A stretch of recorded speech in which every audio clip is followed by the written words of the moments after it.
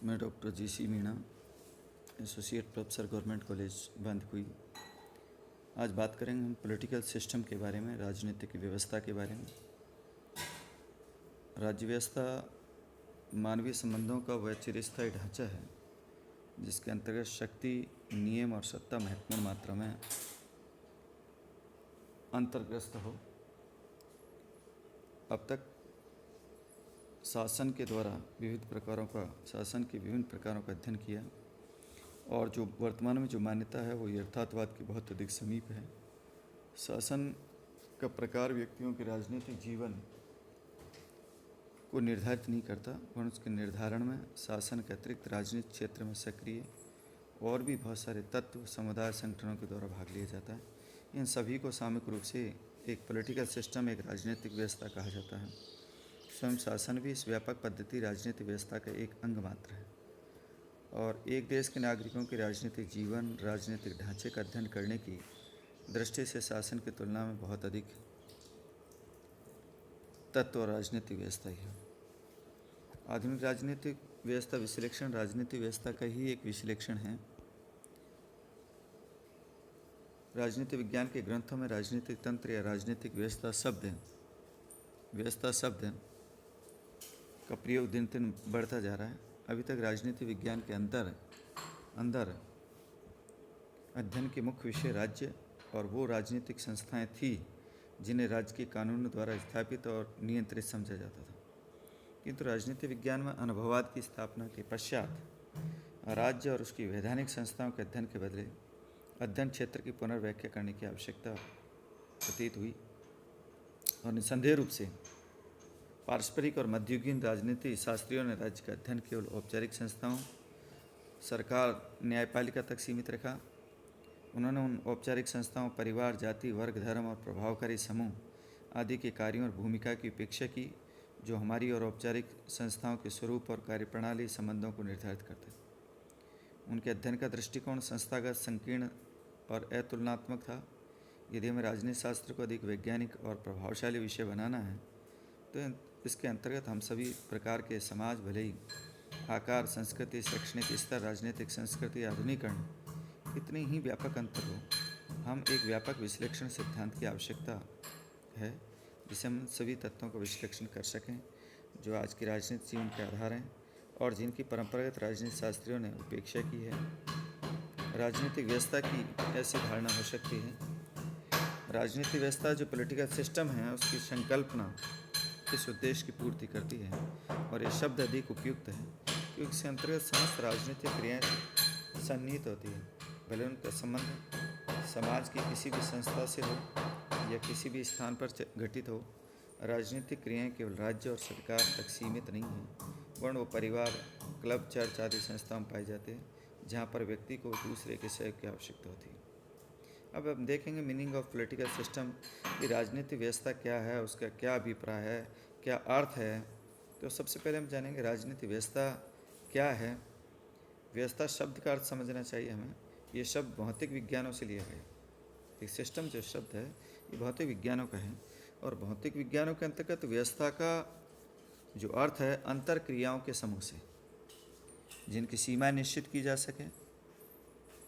शाब्दिक अर्थ के अनुसार व्यवस्था का अर्थ है जटिल संबंधित वस्तुओं का समग्र समूह, विधि, संगठन, पद्धति के निश्चित सिद्धांत और वर्गीकरण का सिद्धांत, क्लासिफिकेशन थ्योरी। इन अर्थों में महत्वपूर्ण शब्द है संबंधित, संगठित और संगठन। अर्थात एक व्यवस्था संगठित होनी चाहिए, उसमें संगठन हो, उसके अंग परस्पर संबंधित हो। यदि किसी भी स्थान पर हमें संगठन मिलता है अथवा जहाँ से संगठित होने के गुण पाए जाते हैं उनके सभी अंग एक दूसरे से संबंध है, वह व्यवस्था विद्यमान है। व्यवस्था में 3 गुण पाए जाते हैं। व्यापकता का अर्थ है व्यवस्था के अंतर्गत हम सभी परस्पर क्रियाओं को शामिल करते हैं।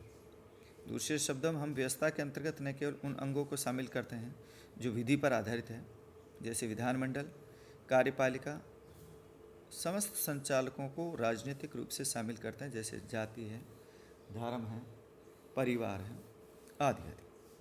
तो पहला हुआ व्यापकता। दूसरा देखेंगे अन्योन्याश्रय। अन्योन्याश्रय का अर्थ है कि जब व्यवस्था के अंग एक अंग के गुणों में परिवर्तन आता है तो उसका प्रभाव अन्य इकाइयों पर स्वतः पड़ता है। उदाहरण के लिए मानव शरीर की व्यवस्था है, और जब शरीर के किसी एक भाग में पीड़ा होती है तो उसका प्रभाव संपूर्ण शरीर पर पड़ता है। जैसे मान लीजिए एक व्यक्ति के पैर में कांटा लग जाता है तो उसका पूरा जो प्रभाव है दर्द का वो पूरे शरीर में महसूस होता है, उसका प्रभाव जो है संपूर्ण शरीर पर पड़ता है। तीसरी जो बात है सीमाएं। सीमाओं से हमारा तात्पर्य कि प्रत्येक व्यवस्था किसी एक बिंदु से प्रारंभ होती है और किसी एक निश्चित स्थान पर उसका अंत होता है। यह दूसरे शब्दों में कहें कि ऐसा बिंदु जहाँ पर अन्य व्यवस्थाओं की परिधि समाप्त होती है और राजनीतिक व्यवस्था की परिधि प्रारंभ होती है, उसे हम राजनीतिक व्यवस्था की सीमा कहते हैं। समाज स्वयं एक व्यवस्था है जिसका निर्माण राजनीतिक व्यवस्था के अंतर्गत अतिरिक्त अन्य व्यवस्थाओं जैसे आर्थिक है, सांस्कृतिक है, शैक्षणिक है, धार्मिक है, वैधिक व्यवस्थाओं से होता है, और ये सभी व्यवस्थाएं एक दूसरे को प्रभावित करती रहती हैं। राजनीतिक व्यवस्था अन्य व्यवस्थाओं से अलग और पूर्ण नहीं है। व्यक्ति का राजनीतिक आचरण न केवल राजनीतिक मूल्यों और प्रतिमानों से प्रभावित होता है, वह रक्त संबंध, धार्मिक संबंध, आर्थिक क्रियाओं, सांस्कृतिक उपलब्धियों से भी प्रभावित होता है। और व्यवस्था का अर्थ है मानवीय संबंधों का स्वरूप, पैटर्न ऑफ ह्यूमन रिलेशनशिप। और कोई भी मानवीय संबंधों की संरचना राजनीतिक व्यवस्था बन जाती है यदि उसके अंतर्गत शक्ति, नियम और सत्ता के तत्व दृष्टिगोचर होने लगते हैं। राजनीतिक व्यवस्था और राजनीतिक विज्ञान का जनक जिसे हम अरस्तु को मानते हैं इस निष्कर्ष पर पहुंचता है कि राजनीतिक संगठन अन्य संगठनों से इस रूप में भिन्न है क्योंकि उसमें सत्ता और नियम विद्यमान रहते हैं, जबकि अन्य संगठनों में इसका अभाव पाया जाता है। आधुनिक विचार क्लासवेल भी राजनीतिक क्रियाएं उन क्रियाओं को मानता है जो शक्ति के परिप्रेक्ष्य में की गई। राजनीतिक व्यवस्था राजनीतिक संस्थाओं तक सीमित नहीं है। जाति, समूह, चर्च, व्यावसायिक संगठन सभी ने राजनीतिक व्यवस्था की कल्पना की जा सके। यदि संस्था के सदस्य सत्ता, शक्ति और नियम से संबंधित हैं तो प्रत्येक संगठन का एक राजनीतिक पहलू होता है।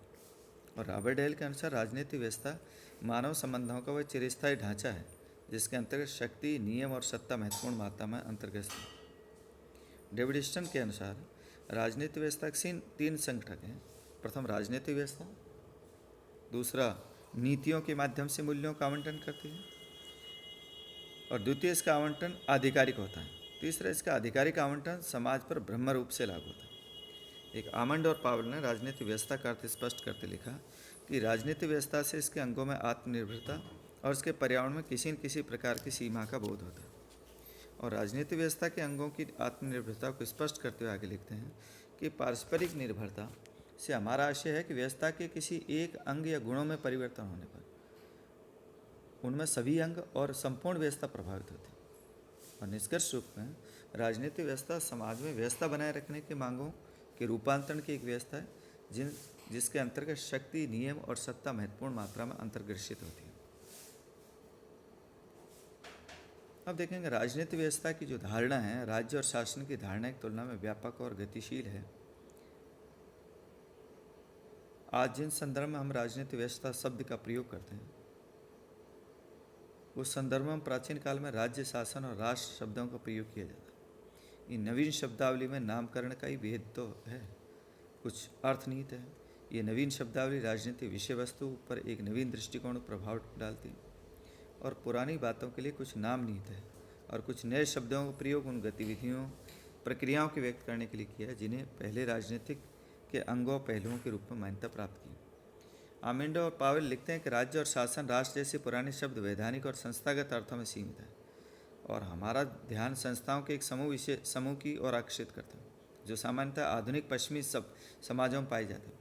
लेकिन यह अध्ययन निश्चित रूप से अपूर्ण है। गैर पाश्चात्य देशों, संबद्ध देशों, विकासशील देशों की राजनीतिक व्यवस्था पाश्चात्य देशों में आधारभूत रूप से भिन्न और महत्वपूर्ण है। राजनीतिक विज्ञान को वास्तव में एक प्रभावशाली बनाना है तो हमें विश्लेषण के एक अधिक व्यापक ढांचे की आवश्यकता और वह ढांचा व्यवस्था विश्लेषण, सिस्टम एनालिसिस का है। और वर्तमान समय में राजनीतिक व्यवस्था की जो धारणा का जो प्रचलन हुआ है वो एक समाज की सभी राजनीतिक गतिविधियों की ओर आकर्षित करती है।